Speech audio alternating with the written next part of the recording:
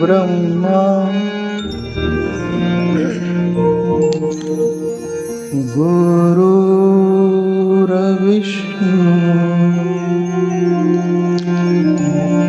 गुरुर्देवो महेश्वर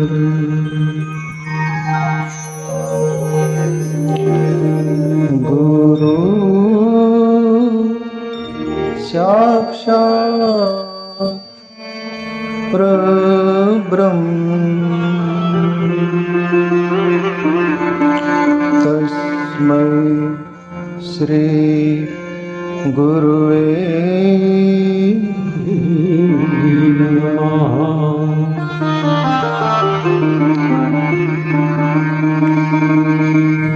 गोविंद बोलो हरि गोपाल बोलो गोविंद बोलो हरि गोपाल बोलो गोविंद बोलो हरि गोपाल गोविंद बोलो हरि गोपाल बोलो राधा रमण हरि गोविंद राधा रमण हरि गोविंद बोलो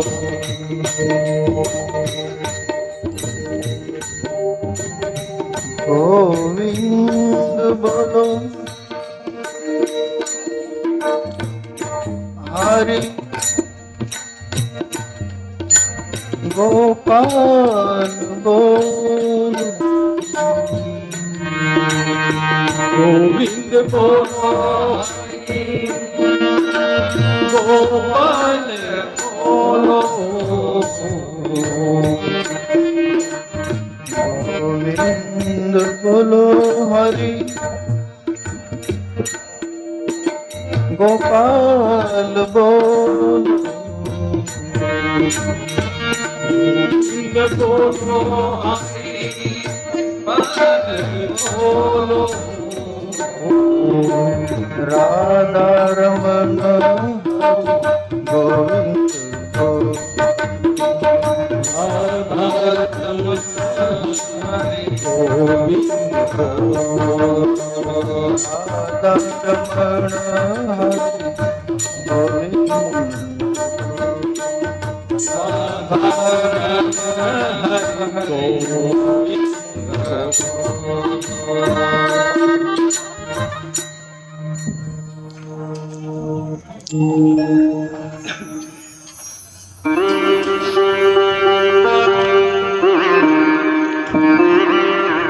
हाँ प्यारे मित्रों, सबको जय श्री कृष्ण, जय गुरुदेव। जय गुरुदेव।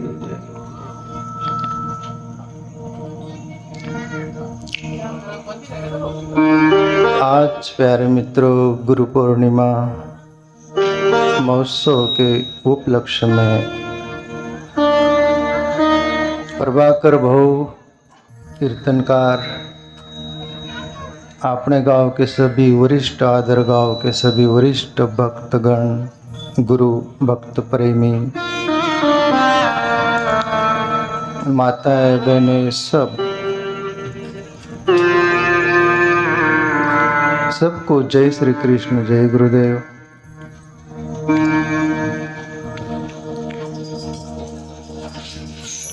मेरे प्यारे मित्रों, गुरु पूर्णिमा प्रतिवर्ष मनाई जाती है।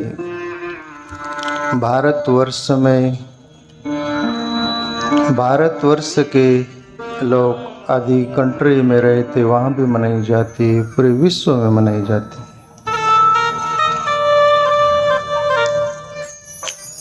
क्यों मनाई जाती है, उसका रीज़न क्या है, उसका कारण क्या है, उसके बारे में भी जानना जरूरी है।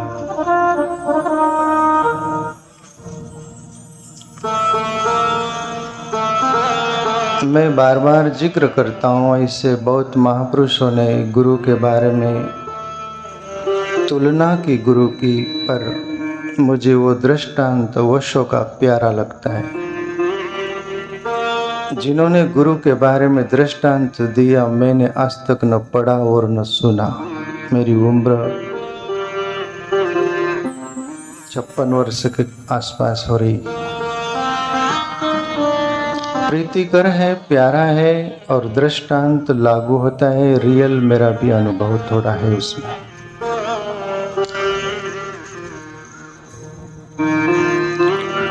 गुरु को पूर्णिमा का चांद बोला गया।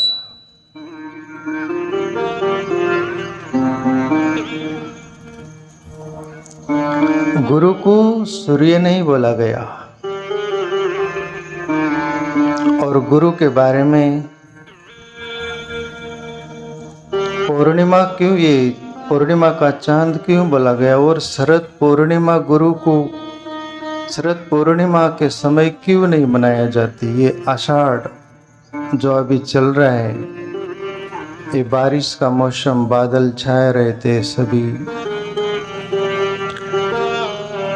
ऐसे वातावरण में गुरु को क्यों याद किया जाता है, मनाया जाता है। हो सकता था प्रभु श्री कृष्ण शरद पूर्णिमा पर रास रचाई थी वृंदावन में। ऐसा समय था, न बारिश है, न दुपकाला है, न विशेष ठंड है। ऐसा समय गुरु पूर्णिमा को क्यों नहीं चुनी गई, कहते हैं।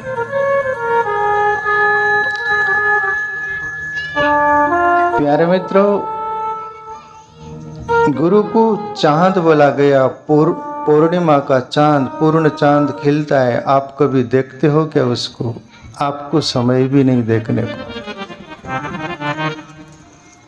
पर चकोर पक्षी देखता है चांद को। आप चकोर पक्षी के बारे में सुने होंगे, पढ़े होंगे। चकोर पक्षी चांद के लिए और एक मेघ की बूंद के लिए त्रस्त रहता है। चकोर पक्षी चंद्रमा पूर्ण खिलता है तो उसका आनंद का, खुशी का पार नहीं रहता। इसलिए गुरु जो हमारे बीच आता है, वो पूर्णिमा का चांद की तरह पूरा प्रकाशित होकर आता है,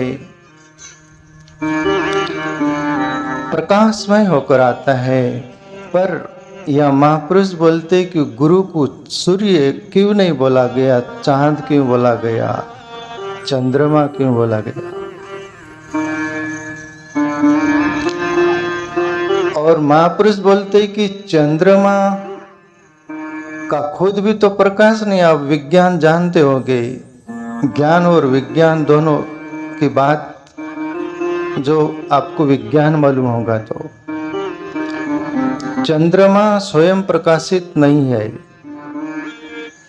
कोई जानते हैं आप में से? विज्ञान एक रमेश भाऊ जानता होंगे, एक भरत, बाकी नहीं जानते। चंद्रमा स्वयं प्रकाशित नहीं है, वो पर प्रकाशित है। सूर्य की उस पर किरण गिरती है तब वो प्रकाशित होता है। और एक महीने में एक बार चांद पर सूर्य की पूर्ण किरण गिरती, पूरा प्रकाश गिरता है, तब वो खिलता है, प्रकाशित होता है। 15 दिन चांद अंधेरे में रहता है और फिर उस दिन सूर्य उस पर पूरा प्रकाश देता है तो पूरा खिलता है वो। इसलिए चंद्रमा स्वयं प्रकाशित नहीं है, पर गुरु को चंद्रमा बोला गया। और सूर्य स्वयं प्रकाशित है, वो है परमात्मा सूर्य। और चंद्रमा रूपी सद्गुरु सूर्य रूपी परमात्मा से ही प्रकाश लेता है और वो तुमको देता है।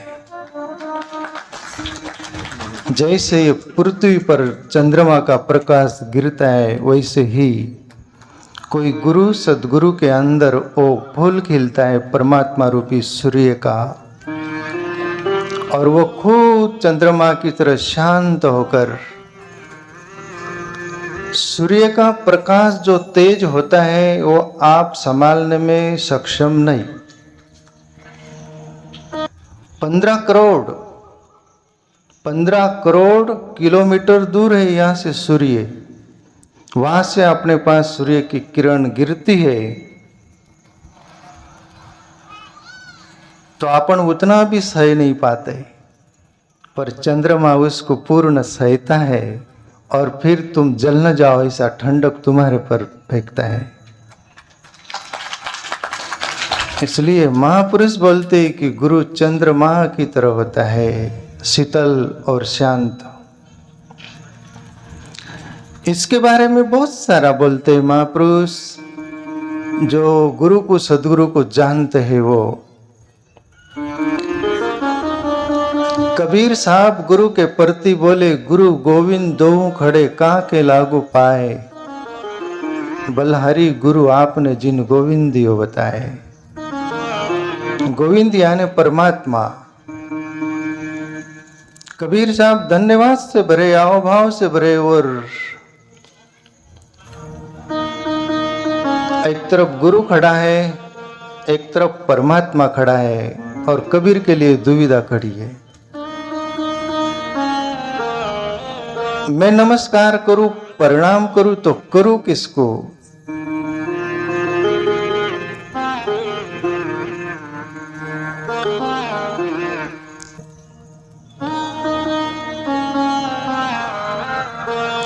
कबीर खड़े, परमात्मा एक तरफ खड़े, एक तरफ गुरु खड़े,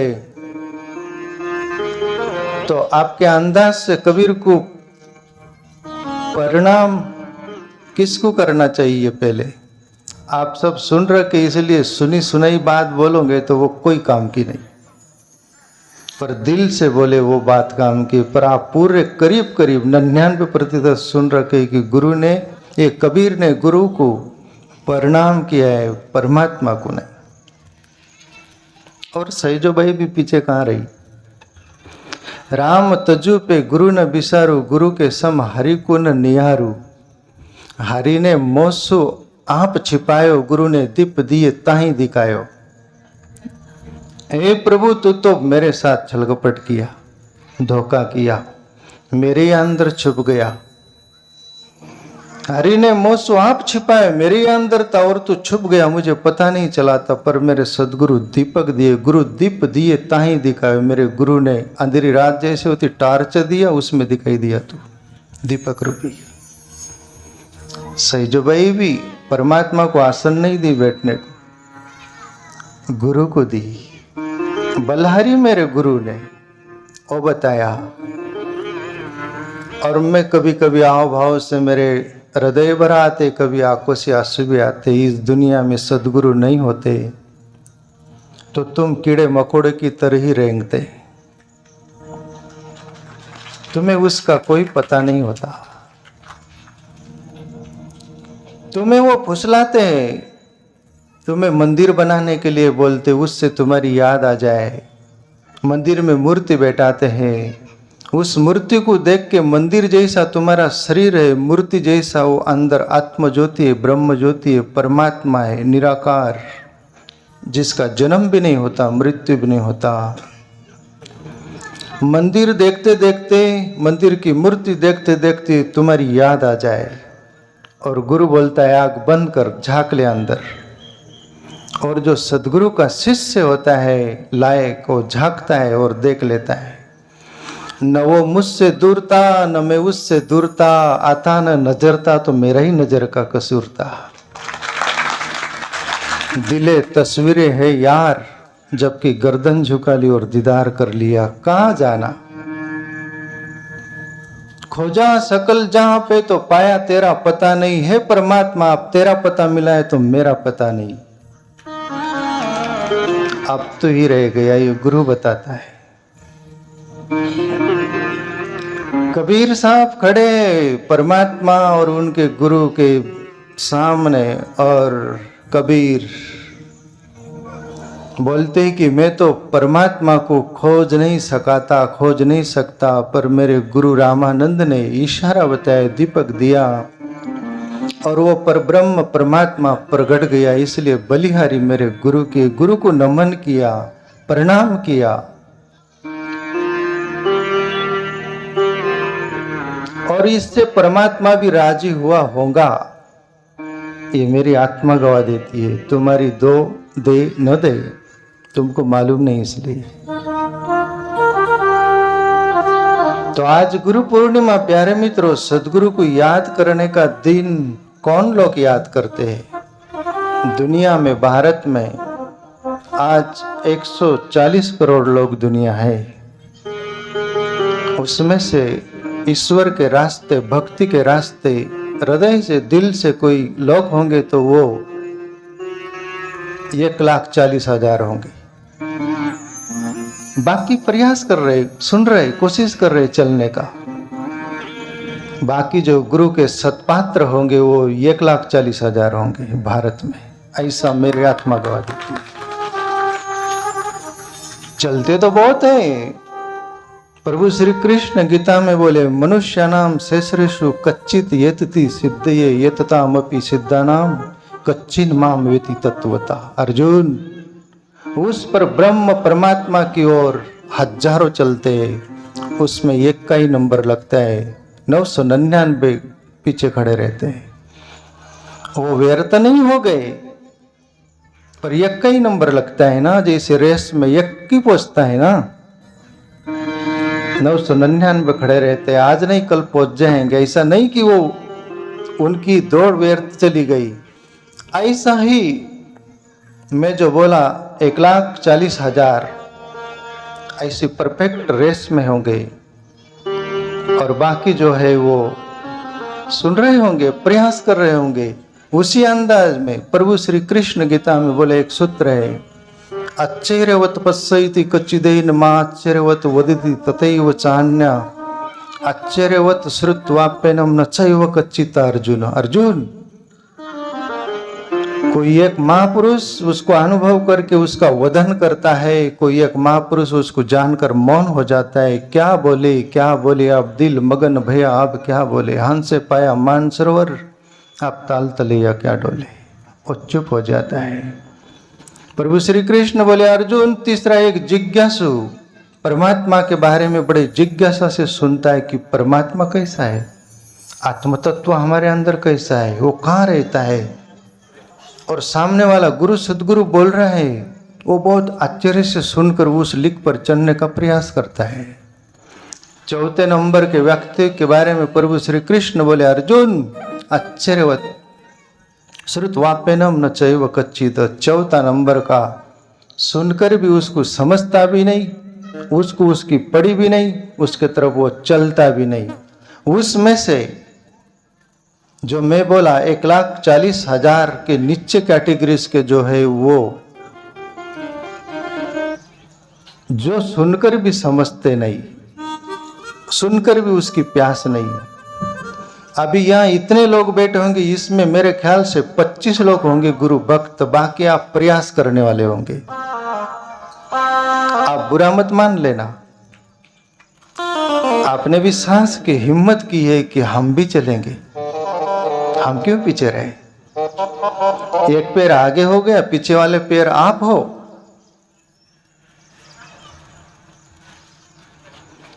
सदगुरु से जुड़े रहना प्यारे मित्रों, जिंदगी को दांव पर लगा देना। ये घर है खुदा का, खाला का घर नहीं, शीश उतार खड़ंग पर रखो फिर बैठो घर में। कबीर बोले, तुम्हारा मौसी का घर नहीं है, खाला यानी मौसी। ये घर खुदा का, परमात्मा का घर है। या तो अहंकार रूपी शीश रख दो और गुरु के हाथ में तलवार दे दो, काट दे, तेरी इच्छा हो तो कटने के लिए हम राजी हैं, बात बन जाएगी। आप सिर बचाना चाहोगे, आप पर एक बूंद भी नहीं गिरेंगी गुरु की, ये पक्का। वैसे ही मूसलधार बारिश हो और हमारा घड़ा पात्र उल्टा हो तो पानी गिरा, मूसलधार गिरा, एक बूंद भी मटके में, घड़े में, पात्र में नहीं गया। बारिश को दोष मत देना, अपने को देना। हमारा घड़ा उल्टा था, हमारी खोपड़ी सूझबूझ उल्टी थी, उसकी दोष नहीं है, हमारे ही कुछ दोष था।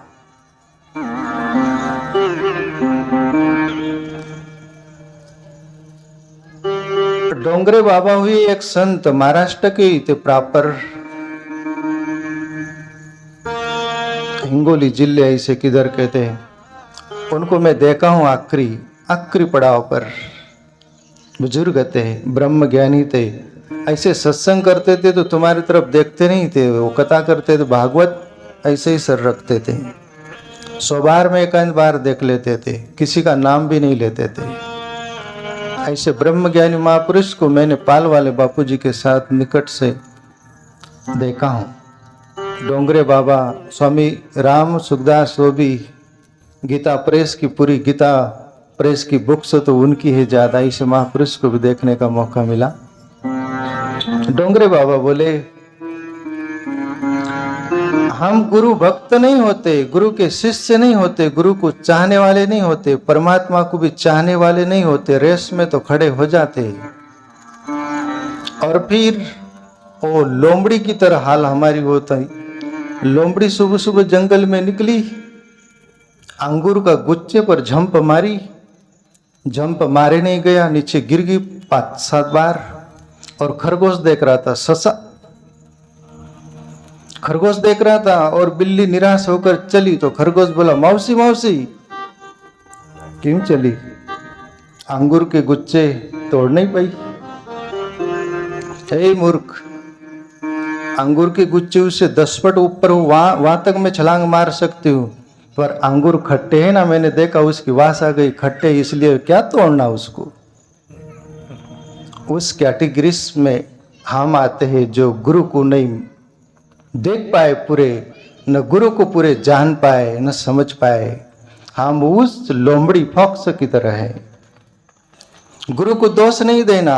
और डोंगरे बाबा बोले कि भक्त प्रहलाद, वो कीर्तन करवाते तो सब झूमने लगते, मास्टर भी झूमने लगते, पर उसका बाप जो था हिरण्यकश्यप, वो भी आता है और भक्त प्रहलाद को भी छूता है, पर उसको कोई फर्क नहीं गिरता।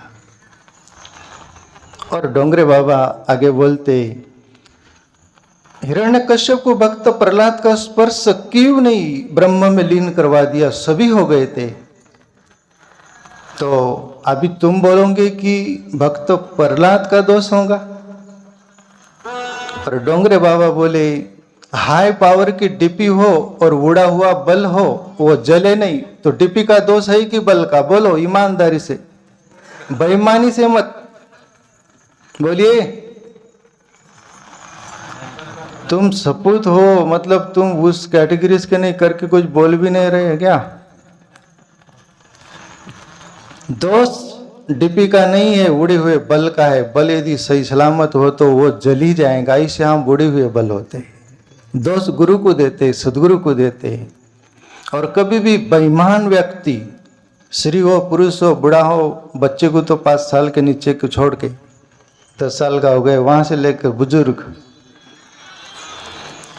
बेईमानी ये बताता है कि हम तो बहुत अच्छे हैं, हम तो जाए संतों के पास सब कुछ, पर संत अच्छा नहीं, संत के विचार अच्छे नहीं, उनका दोष है, हम तो बहुत अच्छे हैं। धिक्कार है तुम्हारी इस सोच को।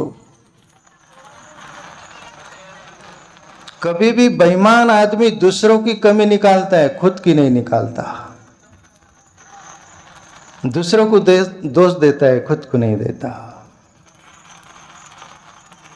और कभी भी हम किसी से नाराज होते हैं, कुछ भी मनमुटाव होता है, तो सामने वाले के कारण नहीं, वो हमारे मुताबिक नहीं है करके, हमारे कारण ही हम दुखी होते और नाराज होते। सामने वाला तो दादर दादर, दूसरा दूसरा है। तो गुरु पूर्णिमा मनाने के लिए राजी कौन होते हैं और गुरु पूर्णिमा कौन मनाते हैं और गुरु के प्यारे कौन होते हैं, उसके लिए मैं रहीम साहब को याद करो, वृंदावन में हुए कृष्ण भक्त, मुसलमान समाज के हुए, पर मैं उनकी समाधि भी देखा हूँ वृंदावन में। कृष्ण भक्त थे, उनका एक दुआ, जे सुलगे ते बुझी गए, बुझे ते सुलगे नाही, रहीमन दाहे प्रेम के बुझी बुझी के सुलगाई। ये हम गुरु भक्तों पर लागू होता है, करके मैं लिया।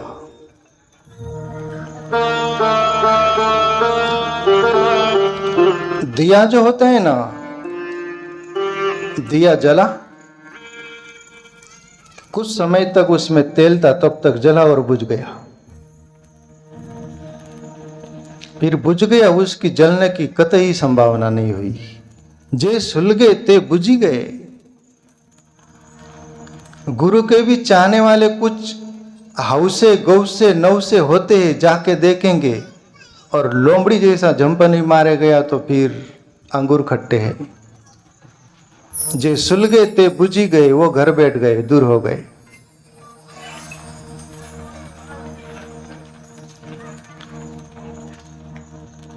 बुझे ते सुलगे नहीं, और रहीम साहब बोलते वो बुझी गए तो फिर उनकी जलने की कतई संभावना नहीं, वो बुझे ही रहेंगे।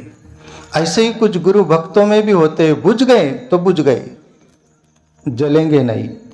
पर कबीर साहब दूसरे व्यक्ति के बारे में बोलते हैं, रहीमन दाए प्रेम के बुझी बुझी के सुलगाई।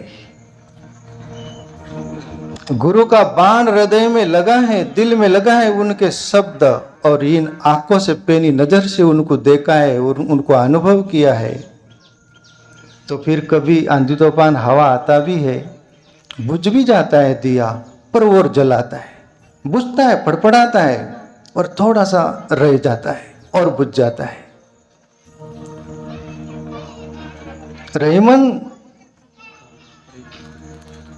रहीमन दाए प्रेम के बुझी बुझी के सुलगाई, और जोत हो जाती उसकी लव, जलने लग जाते, वो बुझते नहीं, बुझी बुझी के सुलगाई। बार बार बुझने जैसी स्थिति आती और वो सुलग जाते हैं, और गुरु के द्वार पर लगे रहते, गुरु से जुड़े रहते, कनेक्टिविटी रहती है।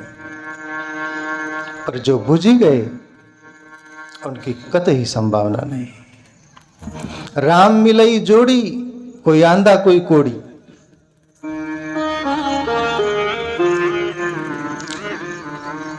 सदगुरु से जुड़ते, पर कोई आंधे की तरह, कोई कोड़ी की तरह। आंधे कौन? आंतरिक दृष्टि से दिखता नहीं, बार बार मकान को देखा, मकान की कमी खामी देखकर भटक गए। अंदर हृदय में जो जो जल रही थी, वो प्रकाश प्रकट था, वो सत्य प्रकट था, वो दिखाई नहीं दिया। राम मिलाई जोड़ी, राम तो मिला दी गुरु शिष्य की जोड़ी जैसे, पर कोई आंधा कोई कोड़ी, कोई आंधे की तरह है, दिखता नहीं। हमारी नजर से हम देखते हैं, वो आत्मिक नजर से नहीं देखते।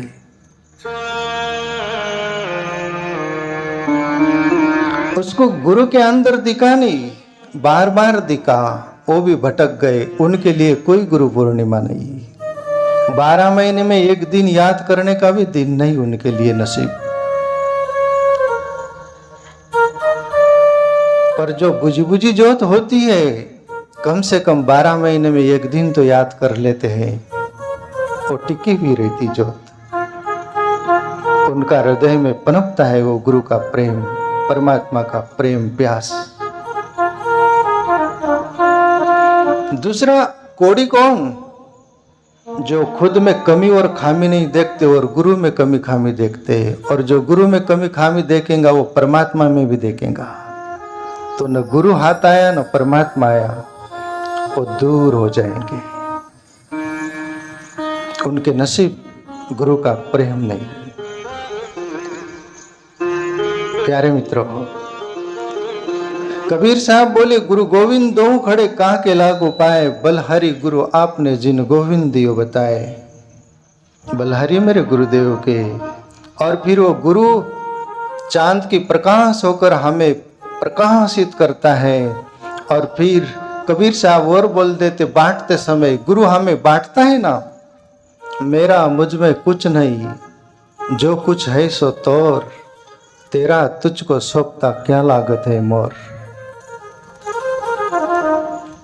कबीर जैसे सदगुरु या अनंत सदगुरु हुए, वो परमात्मा रूपी सूर्य से जैसे चंद्रमा प्रकाश लेता है और वो प्रकाश तुमको देता है। वो चंद्रमा भी बोलता है कि ये प्रकाश मेरा नहीं है, ये सूर्य का है। मैं निमित्त हूँ, मैं मध्यम हूँ, मेरे में सामर्थ्य नहीं है। तेरा सूर्य रूपी परमात्मा से बोलते, तेरा तुझको सौंपता हूँ क्या लागत है मोर। ये सभी बंदे तेरे ही है बोले, वो उनकी भी प्रकाश अंधेरे में है, वो प्रकाश उनकी भी जो जल जाए तो मैं वो बांट रहा हूँ, मेरा कुछ नहीं है। गुरु रिक्त रहता है, बांस की पोंगरी की तरह रहता है, उसमें कुछ नहीं रहता गाटे। तो प्यारे मित्रों, गुरु अपने अंदर ये ज्योति जलाने का प्रयास करता है और वो सत्य का पैगाम देता है। पर जो लायक थे वो ना लिए, जो ना लायक थे, जिसको गाली के रूप में जैसा मानते लोग, नालायक, नालायक गाली नहीं, लायक नहीं, वो नदी के किनारे बैठे रह गए। कोई नदी पर नहाने गया है और बादल छाए हैं और नहाना चाहता है, पर धूप का रास्ता देख रहा है। एक संत थे वहां, वो बोले भाई सुबह से बैठा है अभी तक नहाया नहीं। बोले बादल छट जाएंगे, धूप निकलेंगी, तब मैं नहाऊंगा। और शाम हो गई, दिन डूबने के कगार पर, तब वो संत आकर बोले भाई तुमको मैं सुबह से देख रहा हूं, क्यों नहीं, क्या किस कारण आए हो आप। बोले नहाने। तो क्यों नहीं नहाए। बोले मैं बादल ये छट जाए, ठंडापन वो चला जाए, धूप निकले तो मैं नहाऊंगा। और दिन डूब गया। और कबीर साहब इसके लिए बोले, जिन खोजा तिन पाइया, गहरे पानी पेट, मैं बोरी डूबन रही रही किनारे बैठ। जो गुरु सदगुरु आया था उसमें जो ना लिया वो तो पाक हो गया, पर जो बिना नहाने का रह गया, बादल बहुत आए छटे नहीं और अपना जीवन रूपी सूर्यास्त हो गया, फिर रिक्त चले गए खाली। तो प्यारे मित्रों, गुरु को हमारा कोई हितैषी है तो सच्चा गुरु सदगुरु है।